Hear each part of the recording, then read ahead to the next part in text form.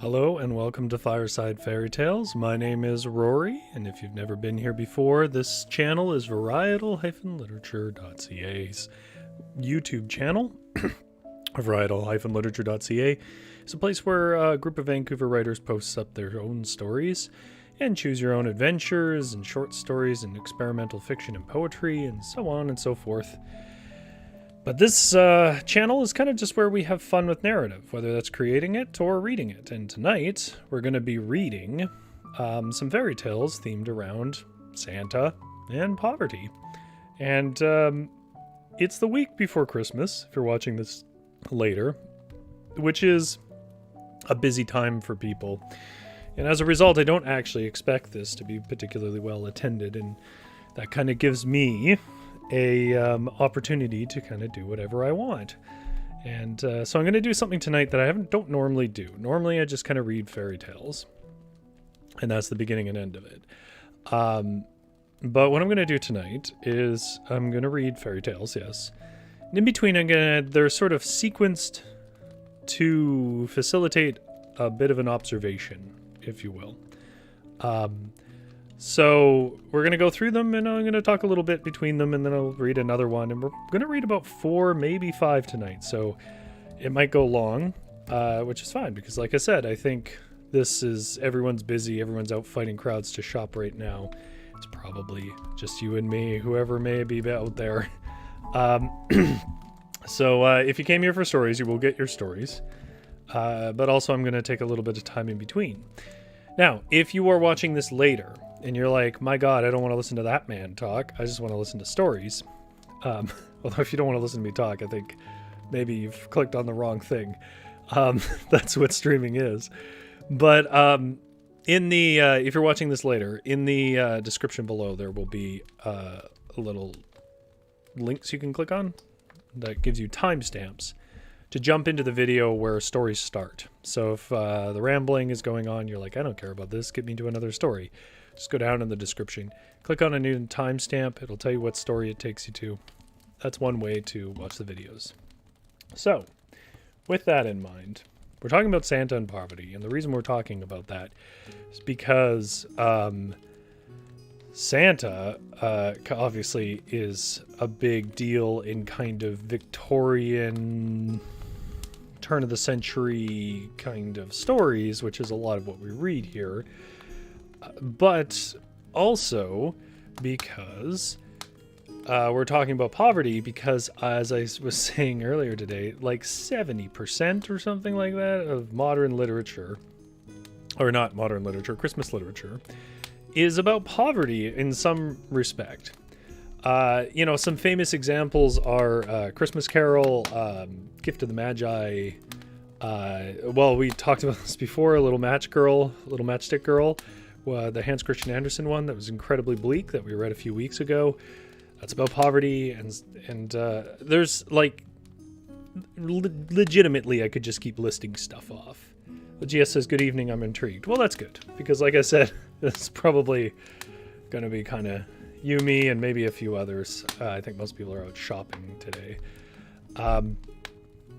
So the idea of why is poverty so commonly discussed, especially in Victorian era literature, and how it's discussed, and what it has to do with things like Santa, and how that all links into what is obviously the focus, which is Christianity.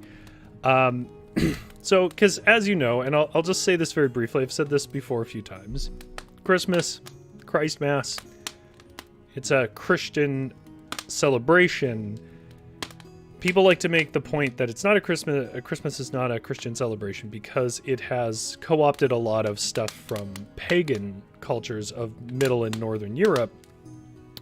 But that's more like how it gets celebrated. If you're saying you're celebrating Christmas or Merry Christmas, that is a Christian holiday. Just like, you know, any other holiday by any other religion. The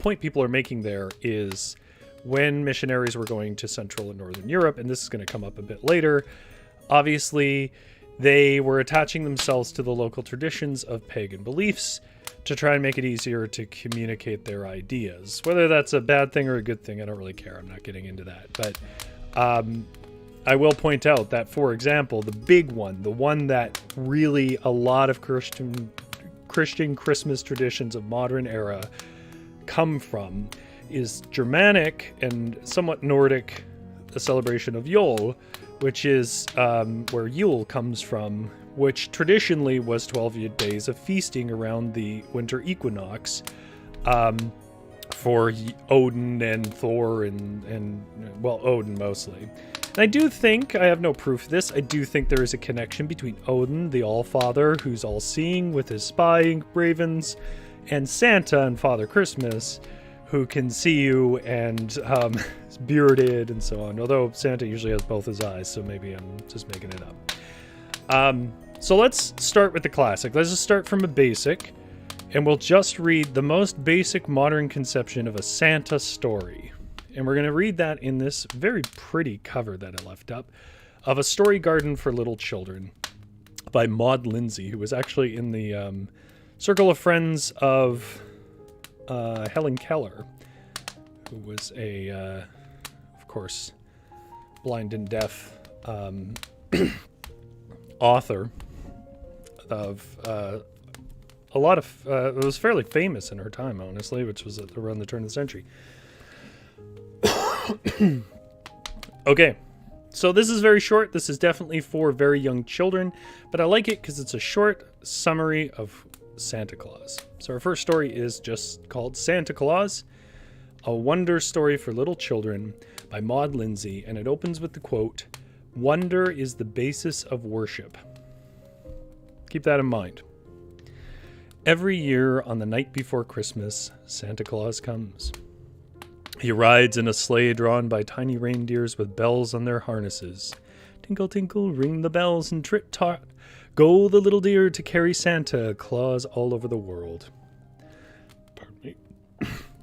Santa Claus dresses in furs from his head to his heels. His leggings are fur, his coat is fur, and he wears a fur cap pulled down over his ears, for the winds of the winter are icy cold. Ooh, sing the winds, ting tingle, ring the bells, and trit trot go the little deer when Santa Claus rides over the world. Santa Claus' beard is as white as the snow, and his cheeks are as red as apples, and his eyes are as bright as the twinkling stars that look from the sky to see him ride. Twinkle, twinkle, shine the stars. Ooh, sing the winds. Tink, tinkle, ring the bells, and trit, trot go the little deer when Santa Claus rides over the world. Santa Claus is old, old as the hills, but he is strong as a giant, and on his back he carries a pack, and the pack is full of toys. He has dolls and drums and balls and tops, wagons and sleds, tea sets with blue roses painted on them, and horns with red and white stripes, and all of them are for little children. As soon as the children are asleep on Christmas Eve, Santa Claus comes to fill their stockings with good things and give them beautiful gifts. He knows just what the children want, every one of them, and he laughs for joy as he rides away. Ho, ho, laughs Santa Claus. Twinkle, twinkle, shine the stars. Ooh, sing the winds. Tink, tinkle, ring the bells, and trit, trot go the little deer when Santa Claus rides over the world. The children never see him come. No, indeed. If he hears as much as a laugh or a whisper in the house, he stays outside till all is quiet. Why, once upon a time there was a little boy who did not want to go to bed on the night before Christmas. I shall sit up and see Santa Claus, he said. He hung his stocking by the mantel and sat in his mother's big rocking chair and waited and watched and waited, but all that he saw was a little gray mouse, though he stayed awake till everybody but his mother was in bed, and he could not keep his eyes open another minute. The last thing he saw as he went to sleep was the stocking hanging just where he'd put it, and there was nothing in it. But, do you believe it? When he waked the next morning, it was full of goodies from tip to toe, and right in front of the hearth was a wagon with red wheels. "Oh, Santa Claus has been here," said the little boy, and he clapped his hands, for he was happy as could be. All the world is happy when Santa Claus comes. Trit, trot, go the little deer. Tink, tinkle, go ring the bells. Ooh, sing the winds. Twinkle, twinkle, shine the stars. And ho, ho, ho, laughs Santa Claus as he rides over the world to fill the children's stockings and to bring beautiful gifts. Okay, so there we get the basic Santa Claus mythos. Big guy, rides around with reindeer, carries a sack on his back. So, I think it's worth mentioning that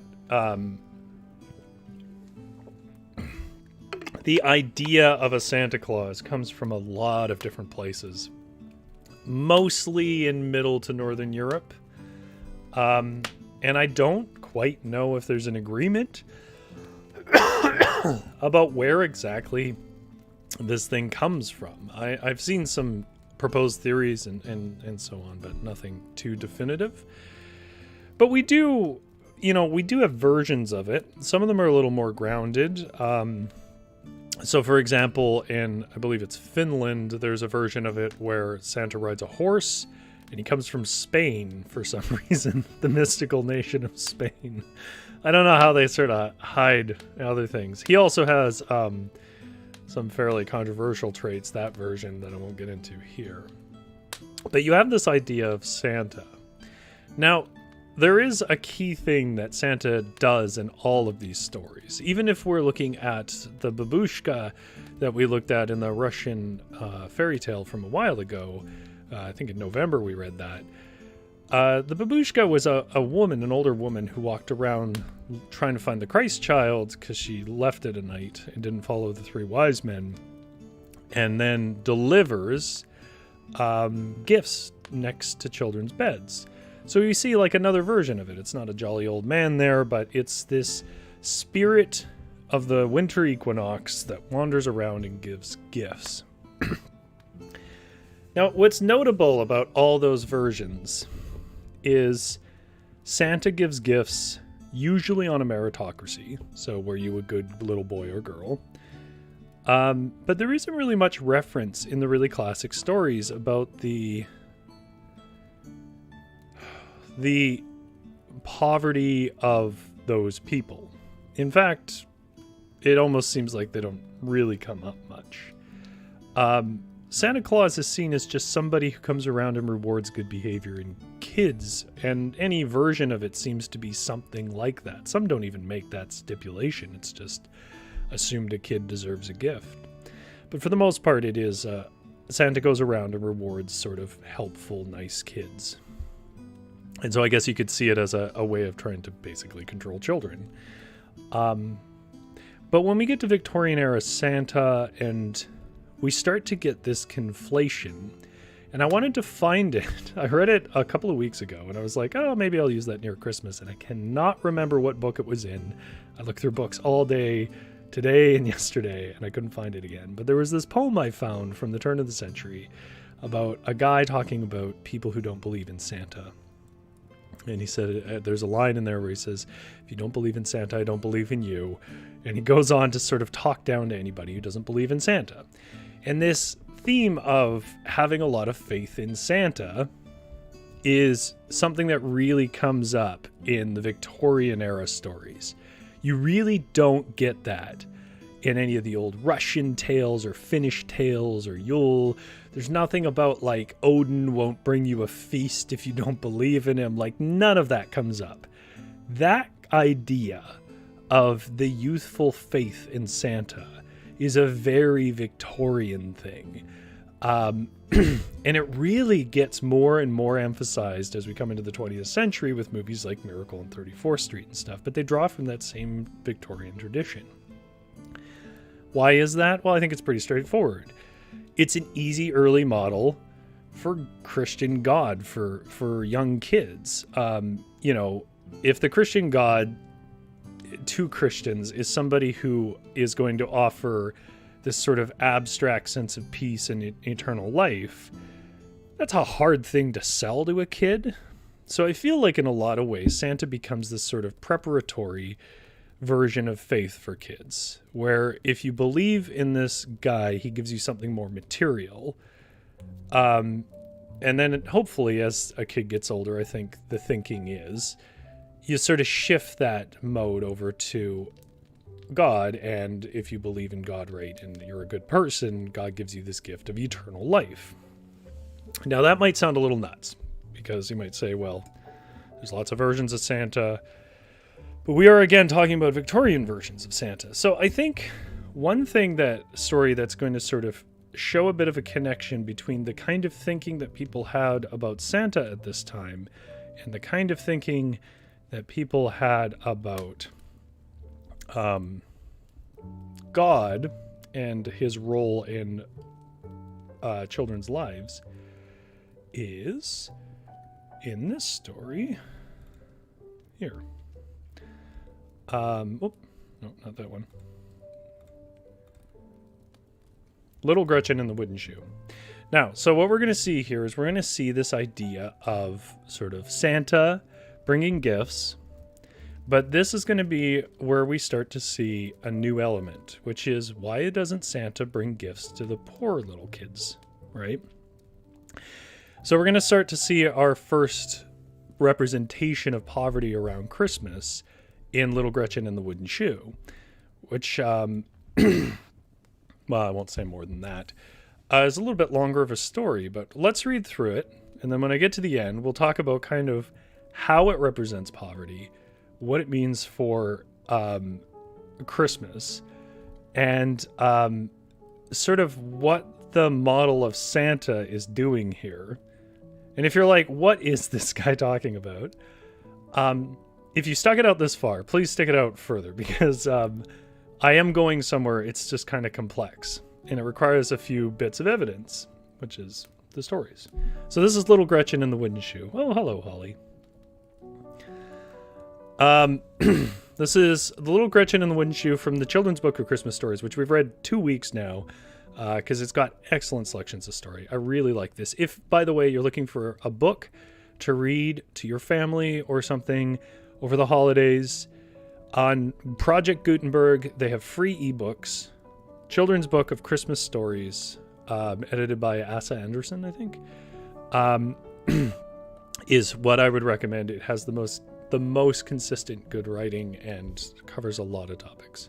So this is from that. This is Little Gretchen and the Wooden Shoe, and we're going to see sort of a first representation of Victorian Christmas time poverty and a little bit about the concepts of what is Santa doing now for Victorian myths.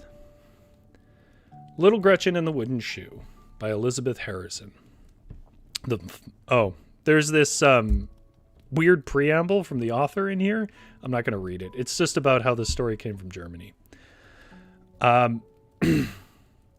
Once upon a time, a long time ago, far away across the great ocean, in a country called Germany, there could be seen a small log hut on the edge of a great forest, whose fir trees extended for miles and miles to the north.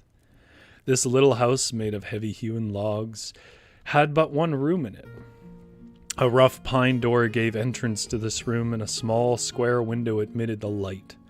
At the back of the house was built an old-fashioned stone chimney, out of which in winter usually curled a thin blue smoke, showing that there was not very much fire within.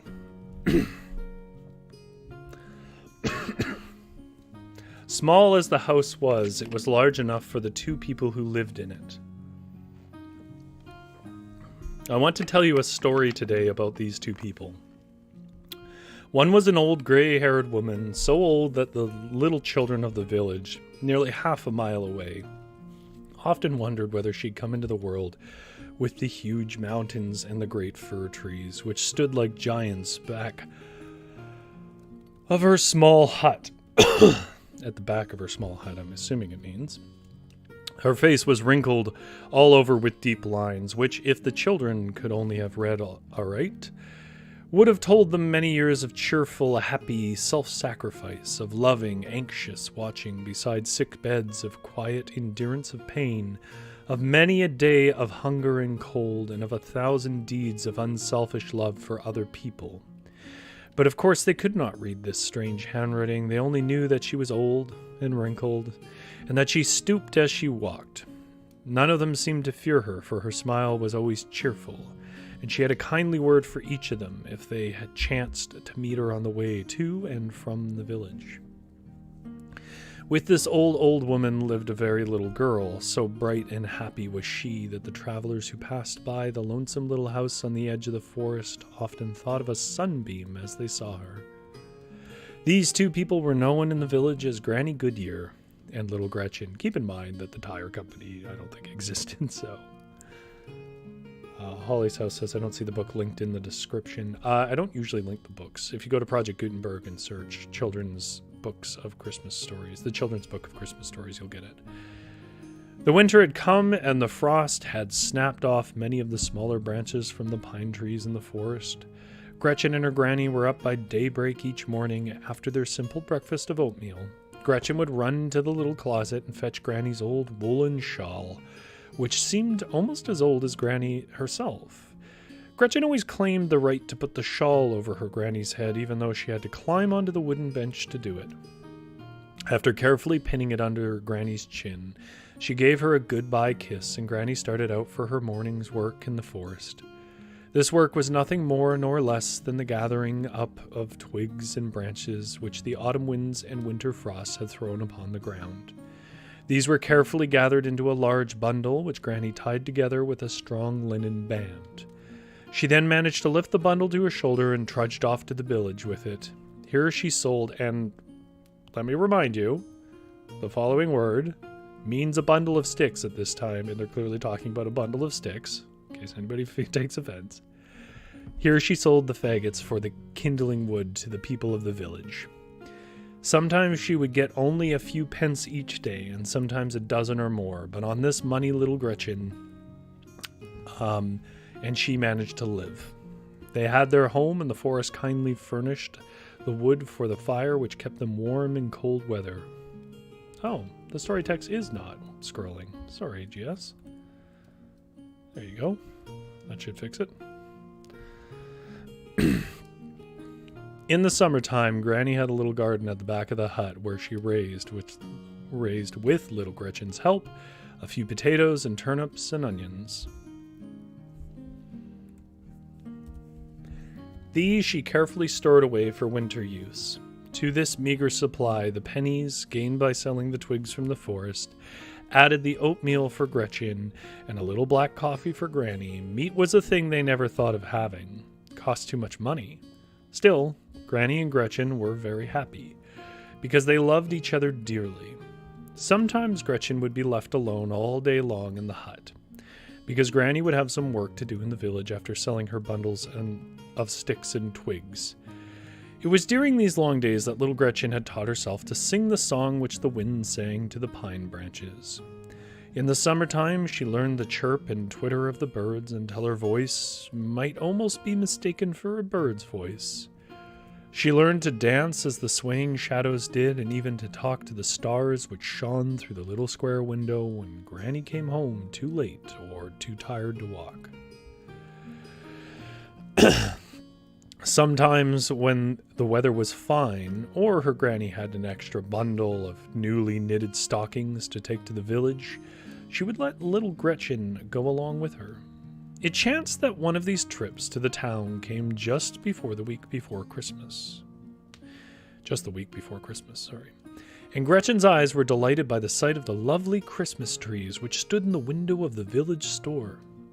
It seemed to her that she would never tire of looking at the knit dolls, the woolly lambs, the little wooden shops with their queer painted men and women in them, and all other fine things. She had never owned a plaything in her whole life. Therefore toys which you and I would not think much of seemed to her to be very beautiful. That night, after their supper of baked potatoes was over and little Gretchen had cleared away the dishes and swept up the hearth, because Granny dear was so tired, she brought her own small wooden stool and placed it very near Granny's feet and sat down upon it, folding her hands on her lap.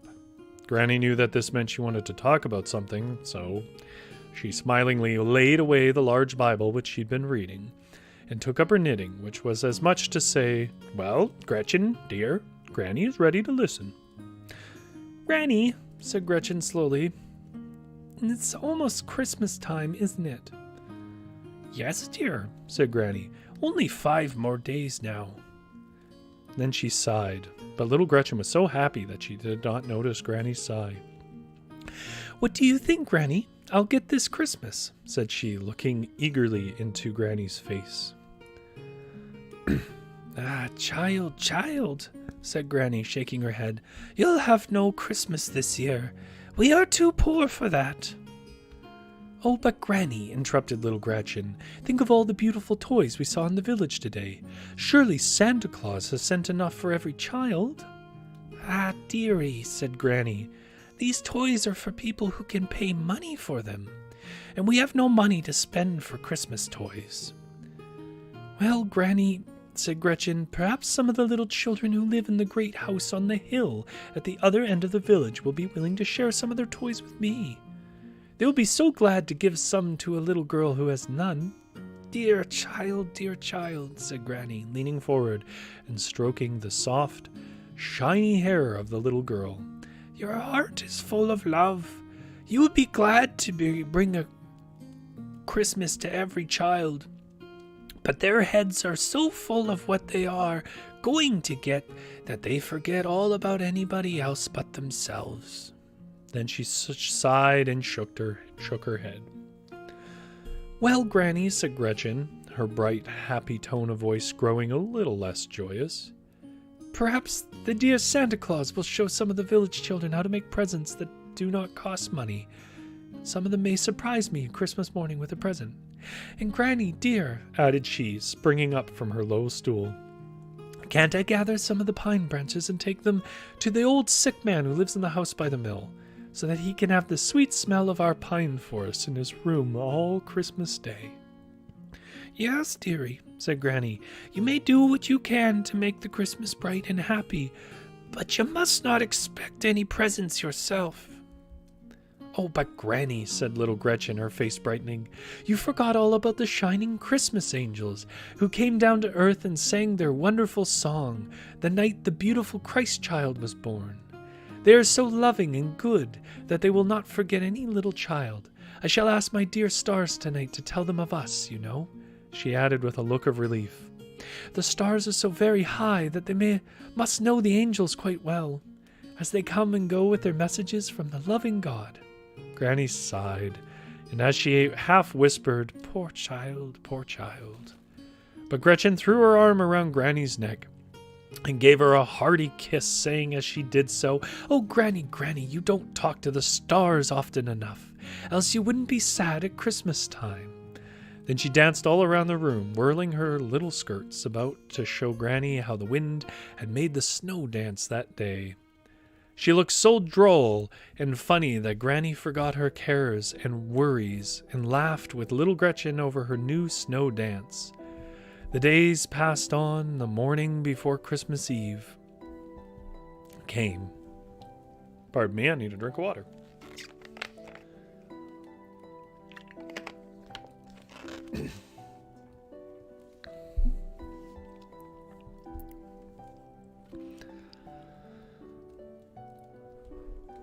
Gretchen, having tidied up the little room, for Granny had taught her to be a careful little housewife, was off to the forest singing a bird-like song, almost as happy and free as the birds themselves. She was very busy that day, preparing a surprise for Granny. First, however, she gathered the most beautiful of the fir branches within her reach to take the next morning to the old sick man who lived by the mill. The day was all too short for the happy little girl. When Granny came trudging wearily home that night, she found the frame of the doorway covered with green pine branches. "It's a welcome to you, Granny. It's welcome you," cried Gretchen. "It's to welcome you. Our dear old home wanted to give you a Christmas welcome. Don't you see the branches of the evergreen make it look as if it were smiling all over? And it is trying to say, a happy Christmas to you, Granny." Granny laughed and kissed the little girl. As they opened the door and went in together, here was a new surprise for Granny. The 4 posts of the wooden bed, which stood in one corner of the room, had been trimmed by the busy little fingers with smaller and more flexible branches of the pine trees.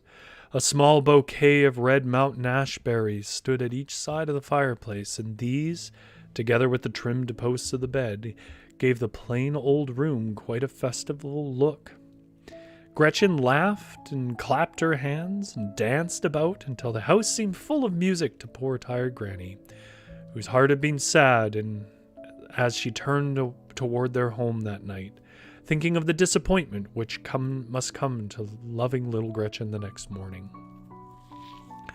After supper was over, little Gretchen drew her stool up to Granny's side and, laying her soft little hands on Granny's knee, asked to be told once again the story of the coming of the Christchild.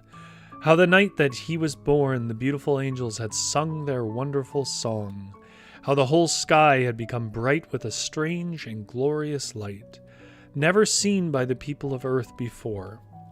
Gretchen had heard the story many, many times before, but she never grew tired of it. And now that Christmas Eve had come again, the happy little child wanted to hear it once more. When Granny had finished telling it, the two sat quiet and silent for a little while, thinking it over. Then Granny rose and said that it was time for them to go to bed. She slowly took off her heavy wooden shoes, such as are worn in the country, and placed them beside the hearth. Gretchen looked carefully at them for a moment or two, and then she said, "Granny, don't you think somebody in all this wide world will think of us tonight?" "Nay, Gretchen," said Granny, "I don't think anyone will." "Well then, Granny," said Gretchen, "the Christmas angels will. I know. So I'm going to take one of your wooden shoes and put it on the windowsill outside, so that they may see it as they pass by. I'm sure the stars will tell the Christmas angels where the shoe is." "Ah, you foolish, foolish child," said Granny. "You are only getting ready for a disappointment tomorrow. Morning there will be nothing whatever in the shoe. I can tell you that now." But little Gretchen would not listen. She only shook her head and cried out, "Ah, Granny, you don't talk enough to the stars." With this she seized the shoe and, opening the door, hurried out to place it on the windowsill. It was very dark without, and something soft and cold seemed to gently kiss her hair and face. Gretchen knew by this that it was snowing.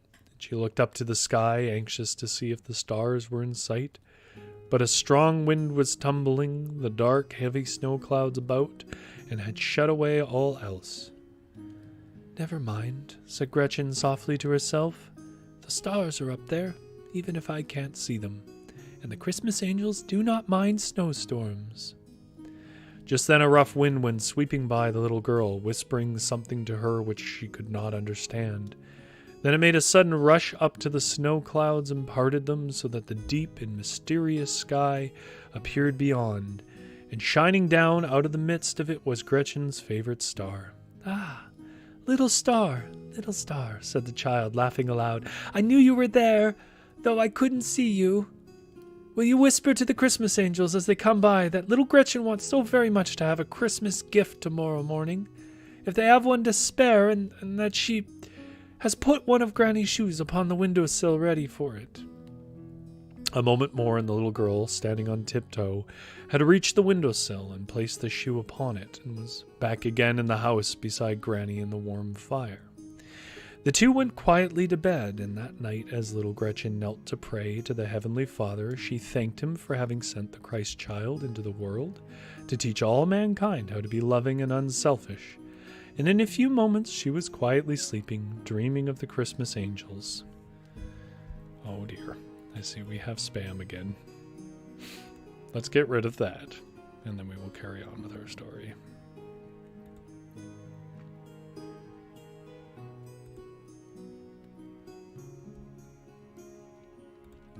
Sorry for the delay.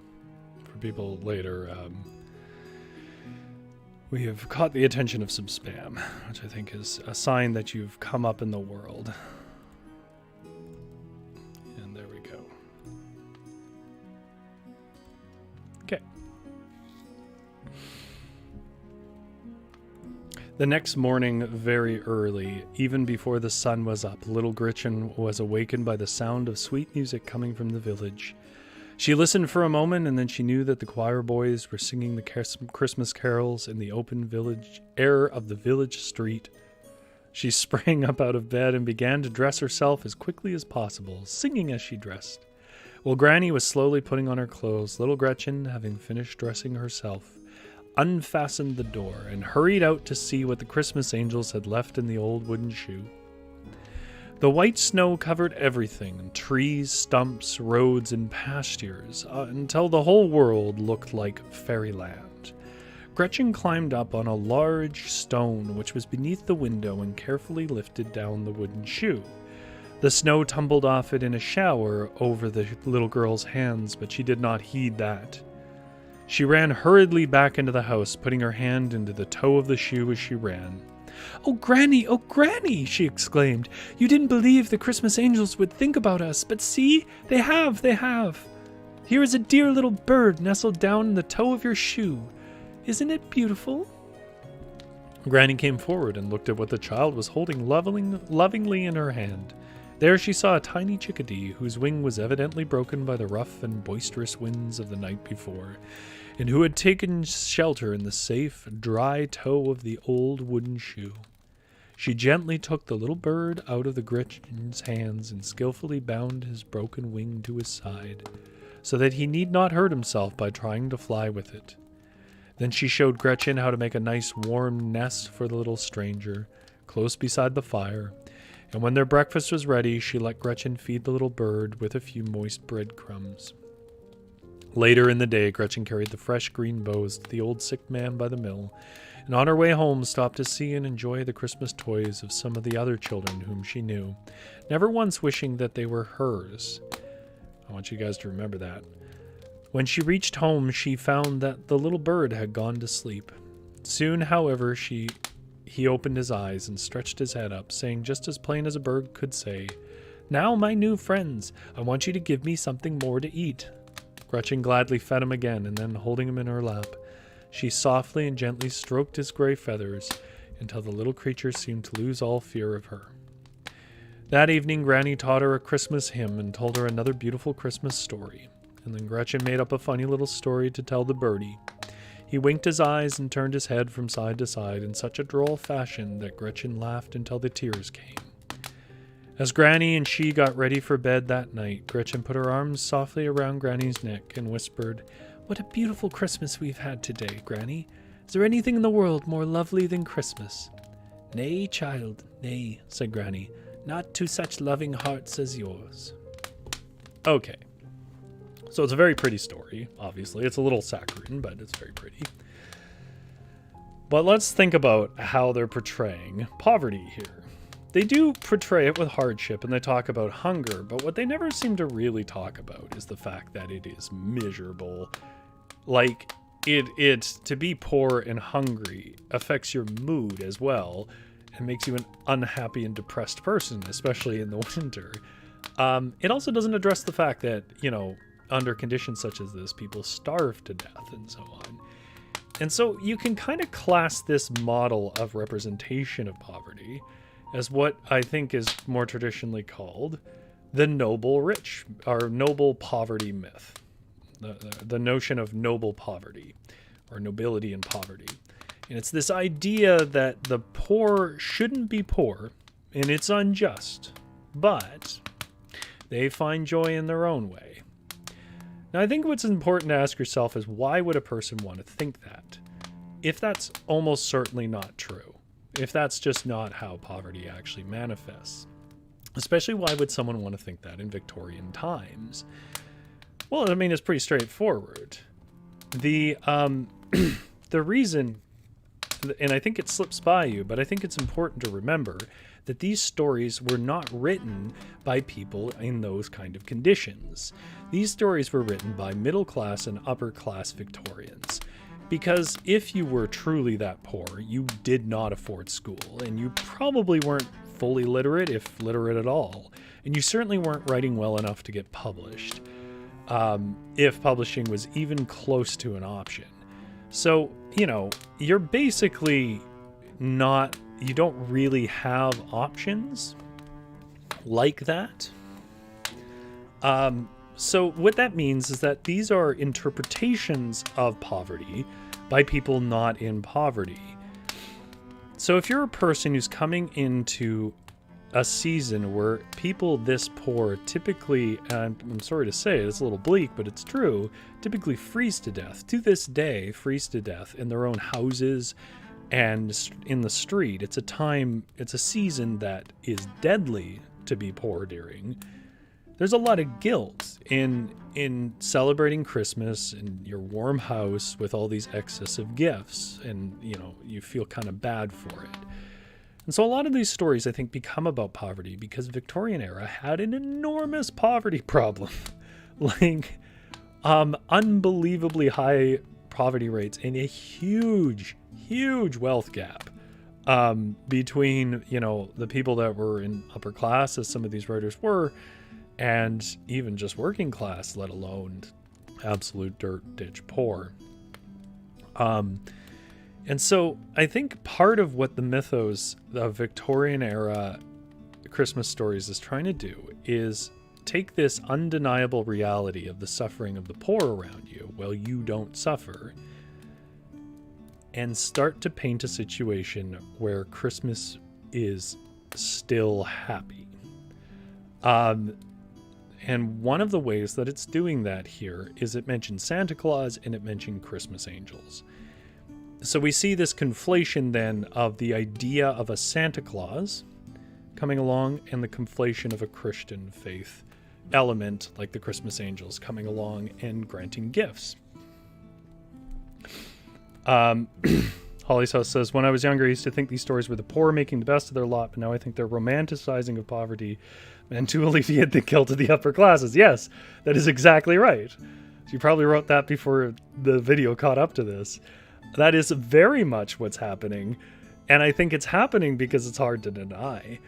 Now, what is the role of Santa in that? I want you to think about that. Santa traditionally does not distinguish your income or class. Santa brings it to good little boys and good little girls. That is a very Christian concept, that your reward is contingent on your moral behavior during the year. And like I said, that's not necessarily a thing baked into the roots of the Santa myth. That's something that really comes from the Victorian era Santa myth, which really informs our version of the Santa myth in North America in modern day. So what you wind up with then is a man who's going to bring a sense of justice on behalf of a world that doesn't. With that in mind, let's look at another story. This one's a poem. There was another story I was going to read. I don't think I have time for it. It's not absolutely crucial. So there's a poem I'm going to read you that I think shows a really good version of this. Just make sure I've got the right story up. And this one comes from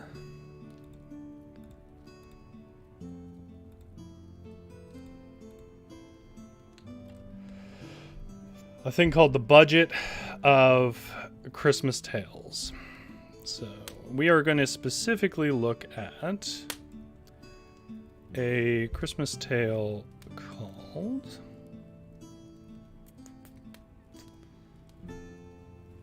sure I got the title right. Joe's Search for Christmas. Sorry, it's Joe's Search for Santa Claus. My apologies. I wrote it down in my notes wrong. Okay, so this is from one called Joe's Search for Santa Claus.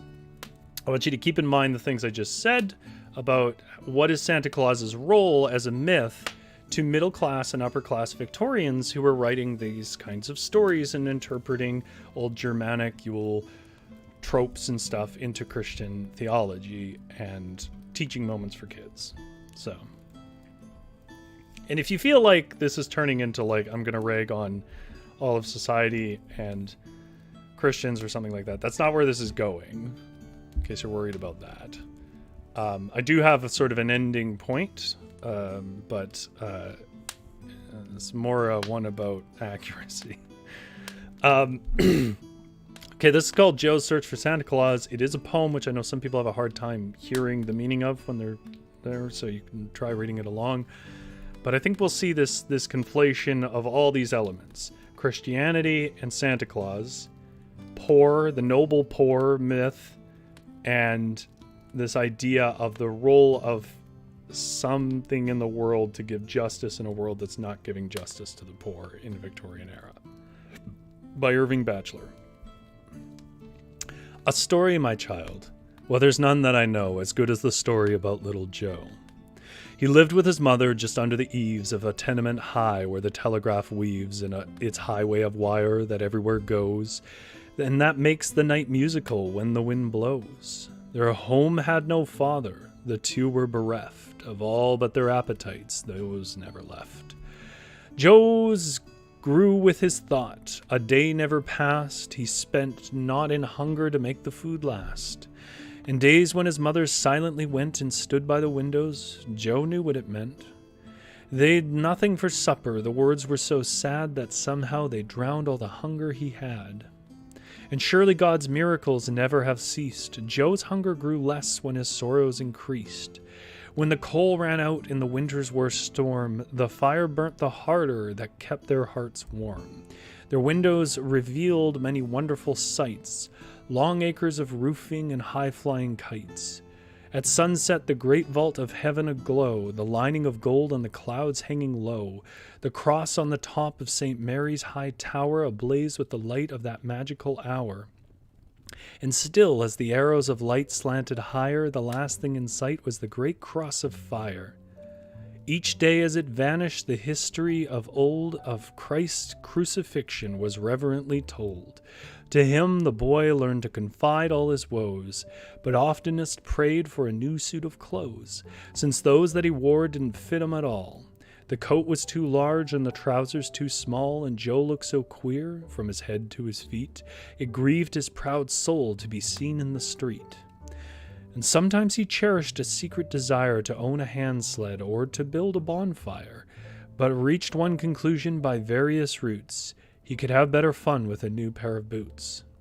He thought how the old pair, when shiny and whole, had squeaked in a way that delighted his soul, and remembrance grew sad as he strutted around and tried hard, but vainly, to waken that sound. The day before Christmas brought trouble for Joe. 1,000 times worse, 'twas a terrible blow, to hear that old Santa Claus, God of his dreams, would not come that year with his fleet-footed teams. He'd seen them. Why, once of a night Christ's witching hour, he saw them jumping over the cross on the tower and scamper away o'er the snow-covered roofs, his heart beating time to the sound of their hoofs. Not coming this year? Santa Claus must be dead, he thought, as with sad tears he crept into bed. And as he lay thinking, the long strings of wires sang low in the wind like a deep-sounding lyre, and Joe caught the notes of his solemn refrain, "He'll not come again, no, he'll not come again." And oh, how the depths of his spirit were stirred by the thoughts that were born of the music he heard. How cold were the winds, and they sang in their strife of storms yet to come in the winters of life. They mocked him, but mark how the faith of the child stood firm as a fortress, its hope undefiled. For still the boy thought that if Santa Claus knew how great there were their needs and their comforts how few, he would come, and at length, when the first rays of light had fathomed the infinite depth of the night and brightened the windows, Joe cautiously crept out of bed. And he dressed while his mother still slept. And down the long stairways on tiptoe he ran. Then out in the snow with the will of a man, he went, looking hither and thither, because, poor boy, he was trying to find Santa Claus. He hurried along through the snow-burdened street, as if the good angels were guiding his feet, and as the sun rose in the heavens apace, a radiance fell on his uplifted face. That came from the cross gleaming far overhead, a symbol of hope for the living and dead. A moment he looked at the great house of prayer, then slyly peeked in to see what was there, and entering softly, he wandered at will through pathways of velvet, deserted and still, and saw the light grow on a wonderful scene of ivy-twined columns and arches of green, and back of the rail where the clergyman knelt, he sat on the cushions to see how they felt. How soft was that velvet he stroked with his hand, but when he lay down, oh, the feeling was grand, and while he was musing, the walls seemed to sway, and slowly the windows went moving away. What ho! There he comes, with his big pack and all, down the sunbeams that slope from the high-windowed wall, and Joe tried to speak, but could not, if he died, when Santa Claus came and sat down by his side. "A tenement boy, huh? He probably swears." Joe trembled and tried hard to think of his prayers. He lifted Joe's eyelids, he patted his brow, and he said, "He's not a bad boy anyhow. But hark, there is music, a deep swelling sound is sweeping on high as if heavenward bound." And suddenly waking, Joe saw kneeling there the rector long-robed who was reading a prayer. "Provide for the fatherless children," said he, "the widowed, the helpless, the bond and the free." The rector stopped praying, and his face wears a frown. A ragged young gamin is pulling his gown. "I knowed you would come," said the boy, half in fright. "I knowed you would come. I was watching all night. Say, what are you going to give me, my mother and me? Let me see. What is Santa Claus? Please let me see." The rector looked down into Joe's honest face, and a great wave of feeling swept over the place. And tenderly laying his hand on Joe's head, he turned to the people and solemnly said, "We pray that the poor may be sheltered and fed, and we leave it to heaven to furnish the bread.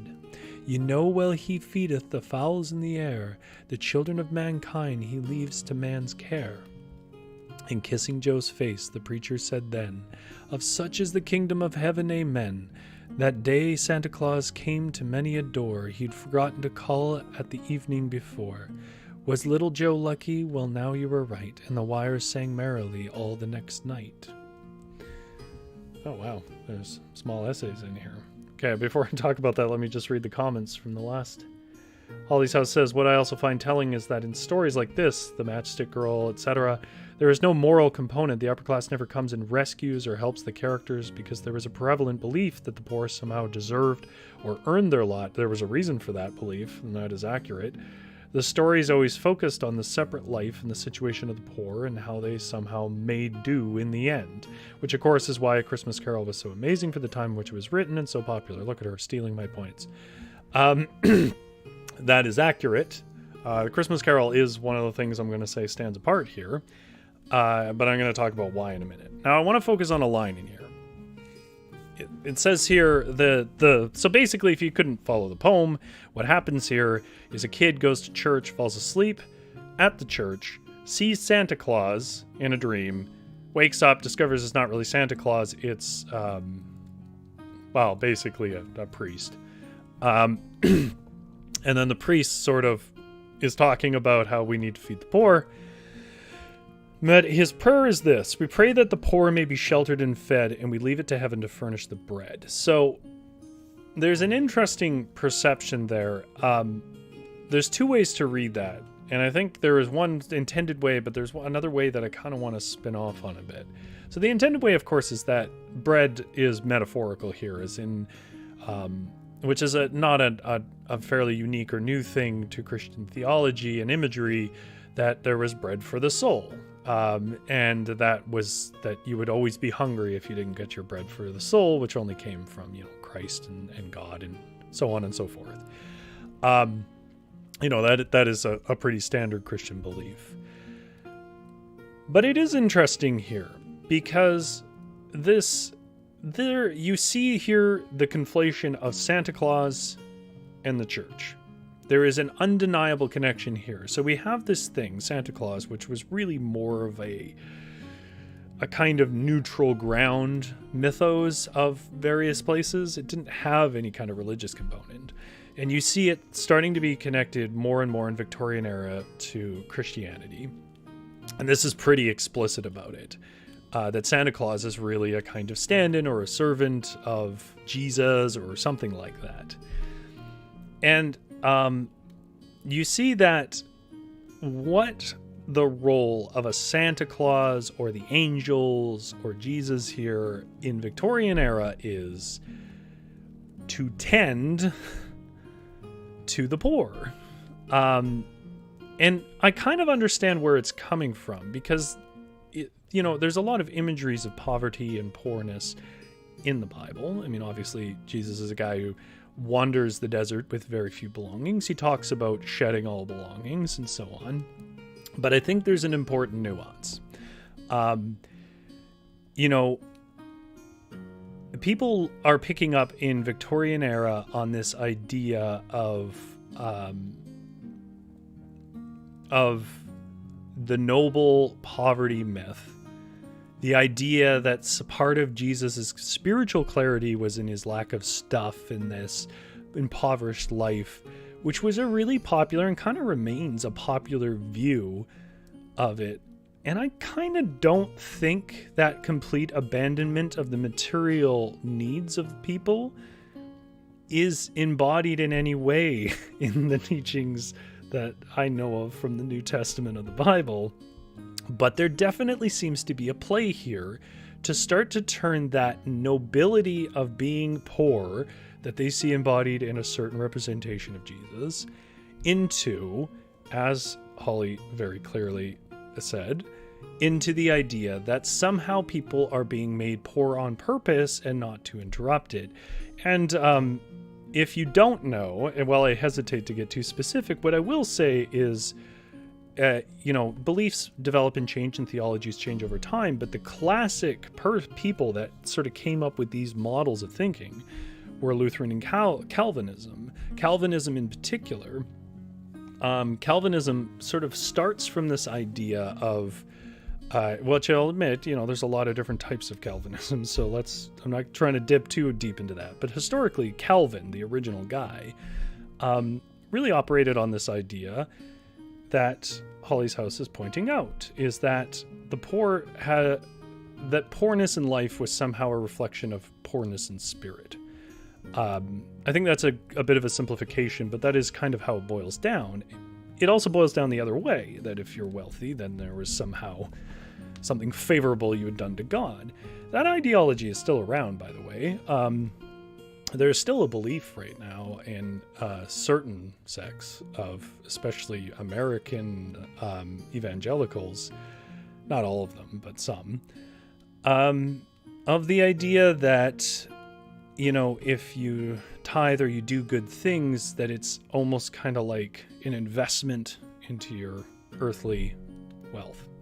So let's net all these ideas out.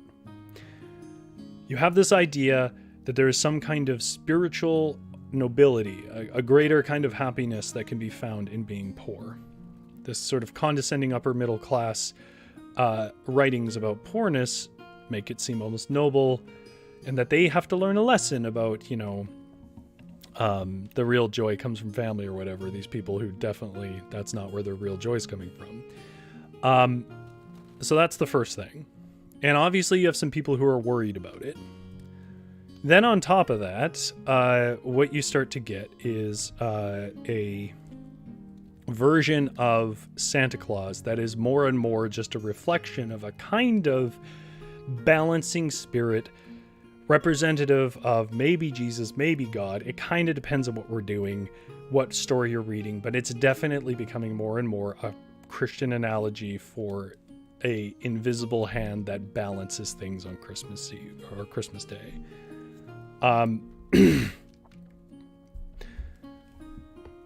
What is interesting then is what it's not saying.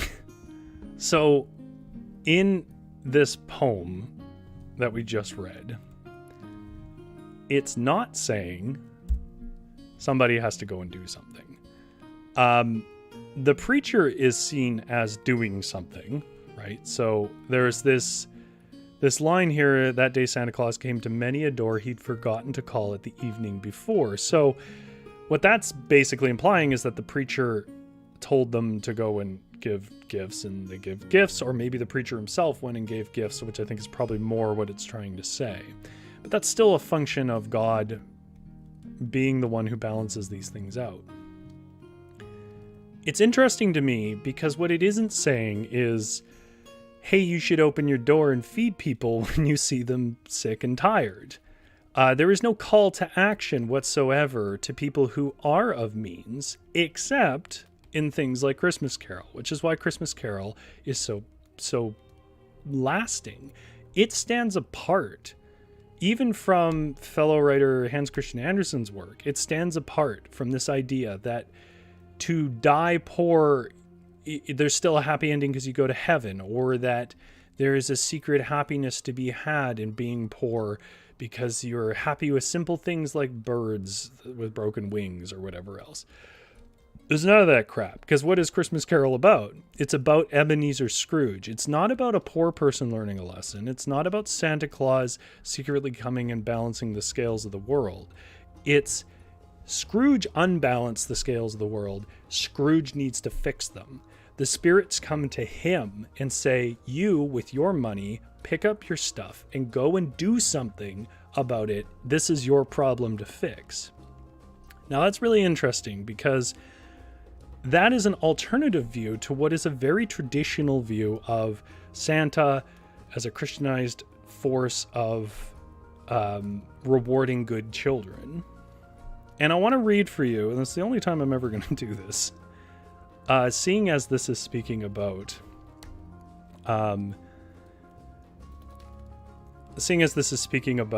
Christianity. I'm going to read you a couple of verses from Matthew 25 here. And then I'm going to read you the last story of the day. And I've saved that last story because I think the question I want to ask you is, which one do you think better reflects, if you want to make Santa the myth a kind of reflection of Christian values, which Victorian era did, and then frankly it still does? I would say most shows still take from that form of Santa as a myth in North America and Europe.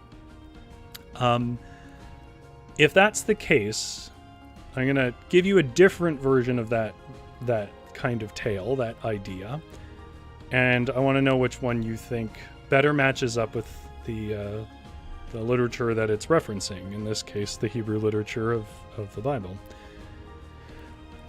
So I'm going to read a few verses here, and then we'll read the last story, which I think connects to it. And he shall set the sheep on his right hand and the goats on the left. Then shall the king say unto them on his right hand, Come, ye blessed of my Father, inherit the kingdom prepared for you from the foundation of the world. So you have God sitting on a throne. They're kind of talking about end of days stuff here being judged. For I was hungered, and ye gave me meat. I was thirsty, and you gave me drink. I was a stranger, and you took me in. Naked, and you clothed me. I was sick, and you visited me. I was in prison, and you came unto me. Then shall the righteous answer him, saying, Lord, when saw we thee hungered, and fed thee, or thirsty, and gave thee drink?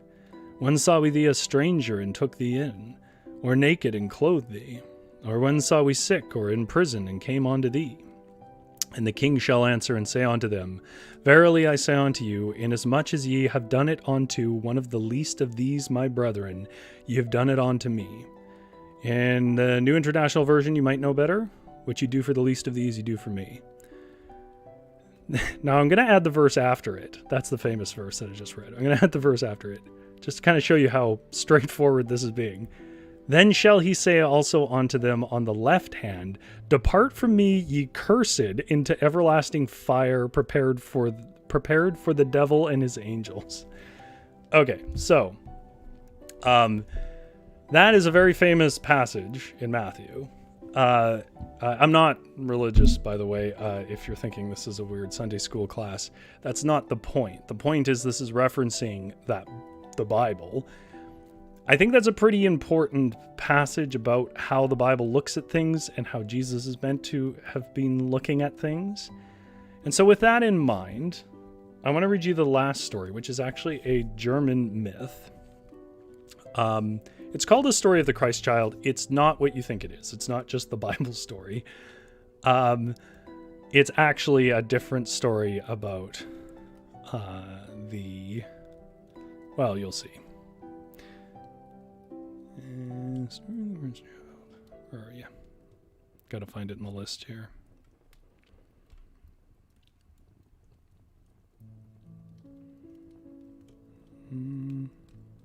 This is compelling content. By the way, the reason why I never actually read The Christmas Carol is it is basically a novel. It's a novella of length, I guess. And that essentially makes it too long to read. Also, a lot of people read it on YouTube if you want to watch it read. Okay.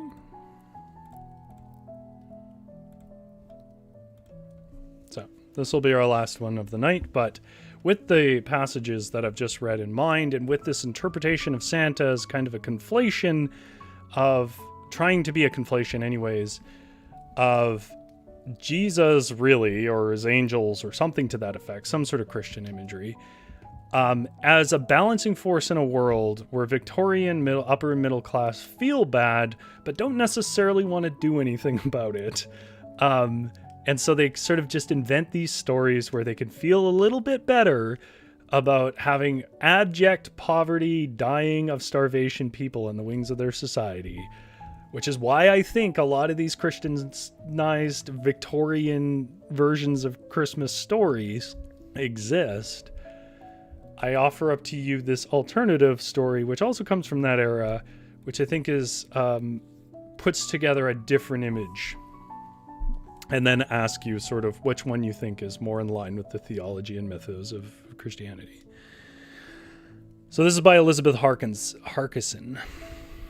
But I think it's actually a German tale. Yeah, it's a German legend. Once upon a time, a long, long time ago, on the night before Christmas, a little child was wandering all alone the streets of a great city. There were many people on the streets, father and mothers, sisters and brothers, uncles and aunts, and even gray-haired grandfathers and grandmothers, all of whom were hurrying home with bundles of presents for each other and for their little ones. Fine carriages rolled by, express wagons rattled past, even old carts were pressed into service, and all things seemed in a hurry and glad with expectation of the coming Christmas morning.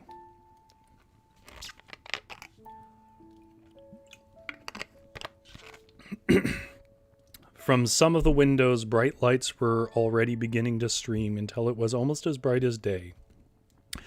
But the little child seemed to have no home and wandered about listlessly from street to street. No one took any notice of him except perhaps Jack Frost, who bit his bare toes and made the ends of his fingers tingle.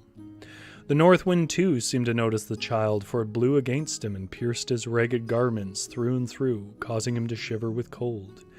Home after home he passed, looking with longing eyes through the windows and upon the glad, happy children, most of whom were helping to trim the Christmas trees for the coming morrow.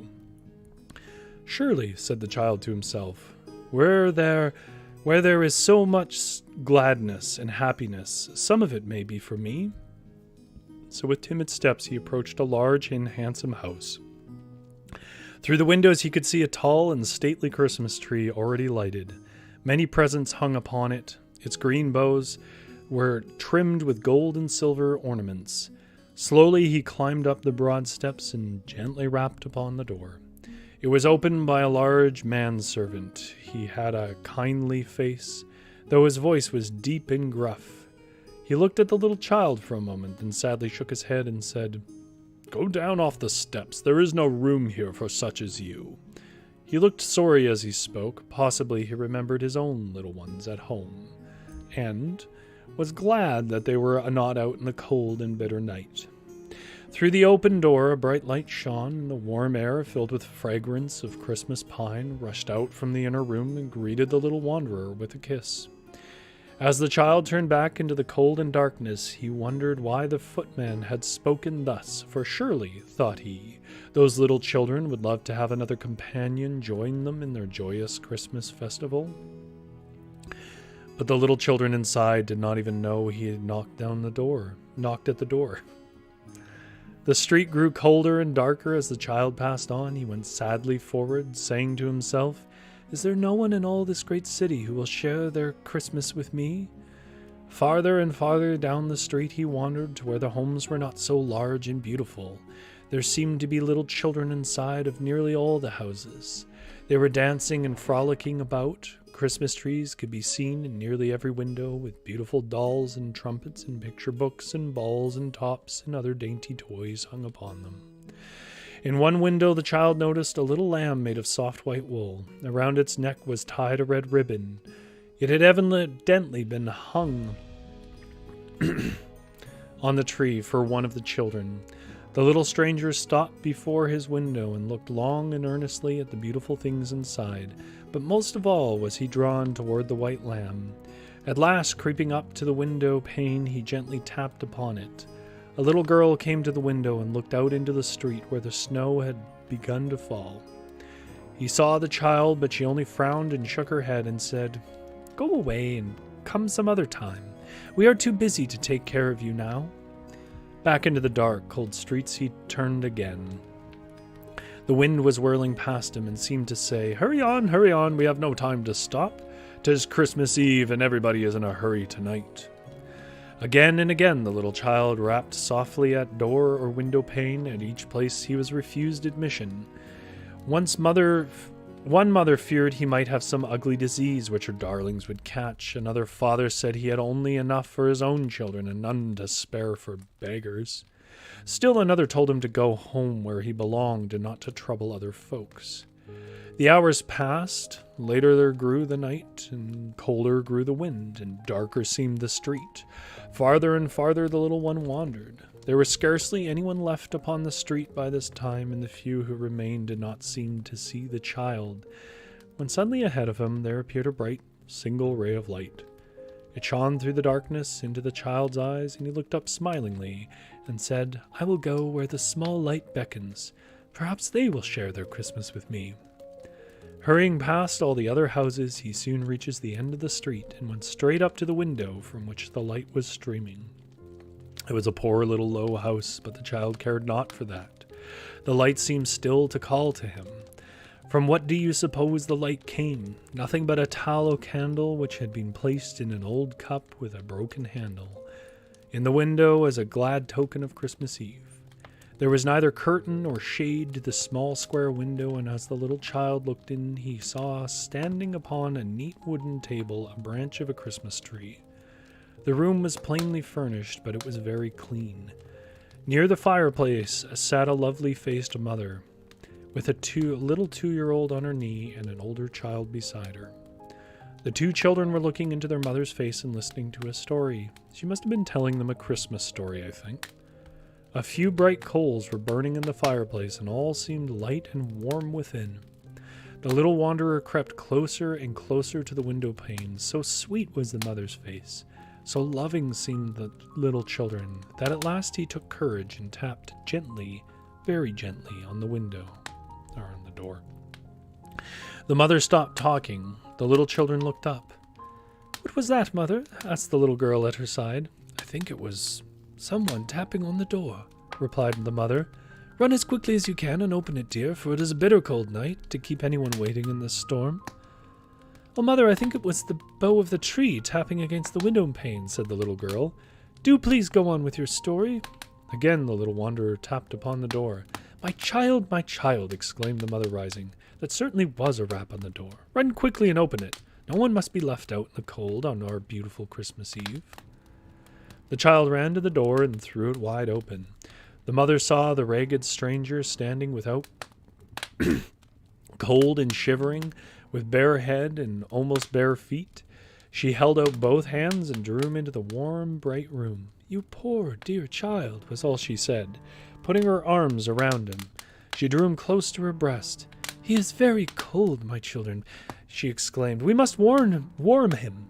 And," added the little girl, "we must love him and give him some of our Christmas too." "Yes," said the mother, "but first let us warm him." I like that line. I'm going to come back to that. Yes, but first let us warm him. The mother sat down by the fire with the little child on her lap, and her own little ones warmed his half-frozen hands in theirs. The mother smoothed his tangled curls and, bending low over his head, kissed the child's face. She gathered the three little ones in her arms, and the candle and the firelight shone over them. For a moment, the room was very still. By and by, the little girl said softly to her mother, "May we not light the Christmas tree and let him see how beautiful it looks?" "Yes," said the mother. And with that, she seated the child on a low stool beside the fire, and went herself to fetch the few simple ornaments, which from year to year she had saved for her children's Christmas tree. They were soon so busy that they did not notice the room was filled with a strange and brilliant light. They turned and looked at the spot where the little wanderer sat. His ragged clothes had changed to garments white and beautiful. His tangled curls seemed like a halo of golden light above his head. But most glorious of all was his face, which shone with a light so dazzling that they could scarcely look upon it. In silent wonder they gazed at the child. Their little room seemed to grow larger and larger until it was as wide as the whole world. The roof of their low house seemed to expand and rise until it reached to the sky. With a sweet and gentle smile, and the wonderful child looked upon them for a moment, and then slowly rose and floated through the air, above the treetops, beyond the church spire, higher even than the clouds themselves, until he appeared to them to be a shining star in the sky above. At last he disappeared from sight. The astonished children turned in hushed awe to their mother and said in a whisper, "Oh, Mother, it was the Christchild, was it not?" And the mother answered in a low tone, "Yes." And it is said, dear children, that each Christmas Eve the little Christchild wanders through some town or village, and those who receive him and take him into their homes and hearts have given to them this marvelous vision which is denied to others. Okay, so I know if you're not a Christian, it's been a lot of Christian stuff, but that's a significant part of the history of fairy tales and myths. But let's kind of tie all that together. What is different about that story is who needs to change, right? So in any story, there's a character arc, and the character, whoever's kind of the lead character, is usually the thing that needs to change and learn and grow. And the problem with these upper and middle class Victorians writing about poor experiences they didn't really have, is that the arc has to be that somehow they're secretly happy with their lot in life. And that anything else would be somewhat sinful is almost sort of the claim made there. And that just is not, I think, in line with the passage that we read from biblical sources. Because I think what's really important is that it doesn't say, Jesus comes and gives food to all the poor. And it doesn't say that poor people needn't worry about food in the Bible because they'll have spiritual satisfaction. Instead, what it says is that when you have an excess of stuff, when you are the camel trying to pass through the eye of the needle, you should take your excess of stuff and give it to people that need it for basic life-sustaining reasons. And I think what Christmas Carol and this last story accomplish is they very clearly identify who needs to change and act, and it's not the poor, right? Very clearly, it's not the poor who need to adjust to their lot in life and find joy that way. Aw, shucks. It's pretty clear in the passage that we read and in the theology overall of a Christian system that charity is the central theme. Not charity in spirit purely, but just literally giving people loaves and breads and fishes. Like just giving people actual today problem solving food, water, love, all of those kinds of things. Direct action, if you want to put it another way. So I think if I'm going to make that's kind of my opinion, I guess. But if I'm going to make an overarching thing, I think that, well, I do enjoy these I enjoy a lot of different mythos and stories, and we've been reading them together almost for a year now. And it's been really great to be reading them with you guys and hear your feedback. I think sometimes, though, my position of not framing things and not trying to give too much backstory or whatever, just trying to give you the story, I think sometimes seems as if I'm endorsing some of these stories. And so I kind of felt a little bit dirty about the Victorian stories because I kind of know they're doing this. So I wanted to call them out a bit, especially in an episode I don't expect a lot of people to be watching. To sort of call out that basically a lot of Victorian stories that became the basis of our modern Christmas pantheon of stories of a Christianized Santa and, the movie Santa and the good kid, and he's got a list, he's checking it twice. All of that kind of stuff comes out of these Victorian era conceptions of it. And that is very much based around the idea that it is okay there's poor people because Santa will do something about it. That it's very much a way of kind of balming your conscience, which isn't good. I think that what I like is stories that more clearly address the problem, which is people need to directly act. And so I wanted to end on that story because I think that's the contrast. There is another side of Victorian myth that did not get as popular. And since we're at an hour and 22 minutes now, and I'm pretty sure no one's left watching this, I guess I'll just say, sort of circle back to where I started. The reason why I mentioned that Christmas is a Christian celebration for people who believe in Christianity and God and Jesus, even though it was framed in Yule, the pagan traditions that occurred around the winter equinox. They did that because that made it easier to bring in Christian ideas to people that already had established traditions, right? It was an important day, so they were like, here's a way. Because as I've mentioned before, Jesus definitely was not born on the 25th of December in any year. It was more like February or August. So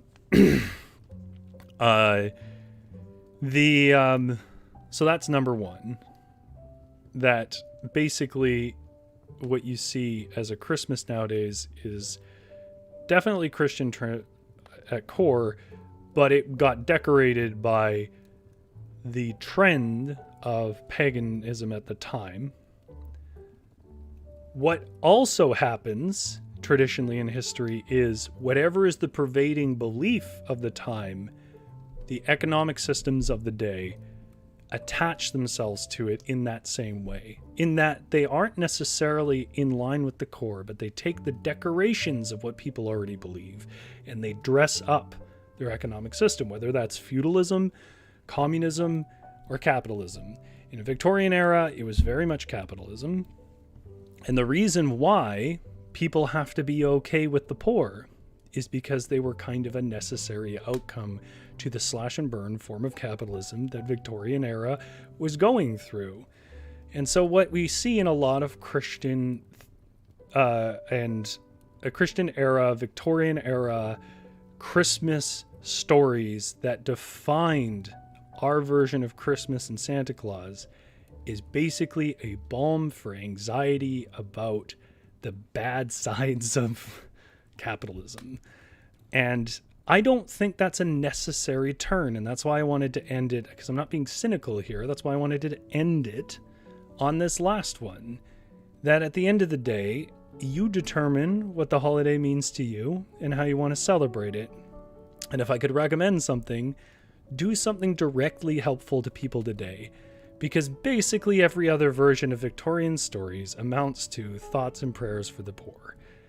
It's Santa Claus will come, someone will come and even it out. That's nonsense. That's pretty clearly not what the Bible says, if you're the person who thinks that, if that's the book that you're basing your life around. And I think that's pretty clearly not how the world works. Actually feed a person this year. And I think that's probably as preachy as I'll ever get on this. So if you dislike that, tune in other weeks. I don't do this normally. Although Holly House says, I think this has been my favorite of your live streams. Well, thank you very much. And that's not to make you feel bad for enjoying your holiday, food or whatever else. Just be aware that there is a whole infrastructure of writers and stories and traditions that are there to make you feel better about something that should not be happening. And that is people freezing to death in the street because they're poor. So that's try and be charitable. Take the lessons of Ebenezer. You don't need to be a landowner. You just need to have means. I try to give things, give us what I can each year. If you can't, you can't. But don't sort of take the balm of anxiety. Anyways, I've said what I need to say. There is an interpretation of it. I'm not really like an authority on this. This is mostly my opinion, born out of a little bit of background, but on socioeconomic theories and so on, and some literary criticism. But I'm not like an expert on this, so that's why I don't do this too often. Anyways, there's my weird stream because I didn't think anybody would be watching today. Thank you if you guys stuck it out or enjoyed it. GS says, wonderful insights, Rory, a profound Christmas message. Well, thank you very much, GS. Yeah, don't sit around and wait for Christmas angels or Jesus or Santa to come and fix things like that.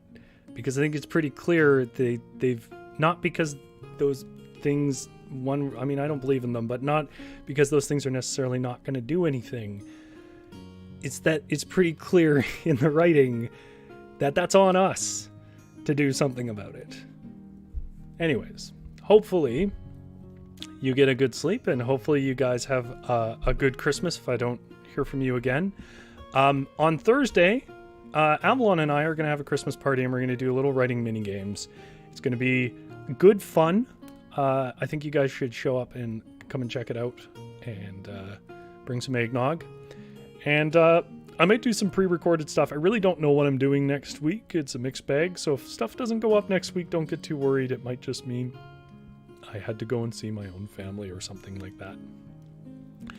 Anyways, Merry Christmas to you, or whatever holiday it is that you enjoy. If nothing else, enjoy the winter equinox and all the peripheral noise of white people and their gifts.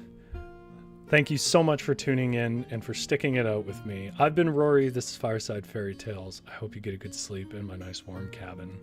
Have a good night.